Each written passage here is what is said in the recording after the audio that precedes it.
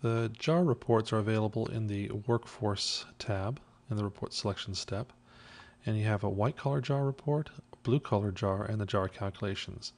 Both the white-collar and blue-collar JAAR reports have similar layouts, but just focus on different departments, those designated as white-collar or blue-collar.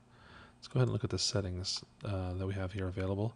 Typically, you'll group the report by department. You can limit the groupings to either show all the departments or select specific departments to show on the report.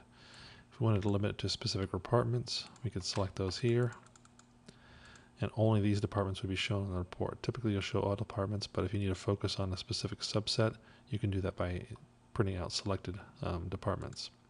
So we'll show all the departments. You can choose whether or not the admin support EO category should be included in the report. And you can also have groupings, or in this case departments, omitted when there are less than a certain number of employees in that group. That's a smaller group, a smaller department, and often you don't want very, very small departments to influence the outcome of the report. You can also decide whether or not employees with unknown race and sex contribute to the head counts.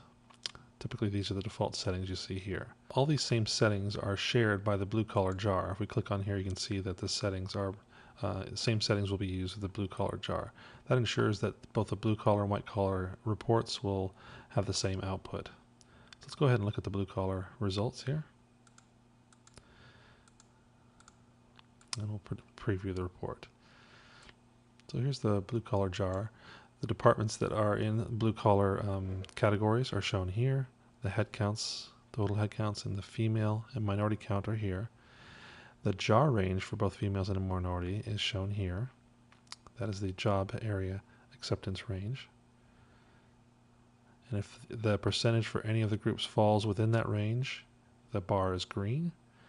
If it's below the range, the bar is yellow. And if it's above the range, the bar is blue. And these bars represent the percentage, with 0% being here and 100% being here. So you can quickly glance at this report at the length of the bars and their colors to quickly identify the departments that are within or outside of the JAAR range. The JAAR calculations report simply lists how the JAAR range was calculated. So let's go ahead and take a look at that report here.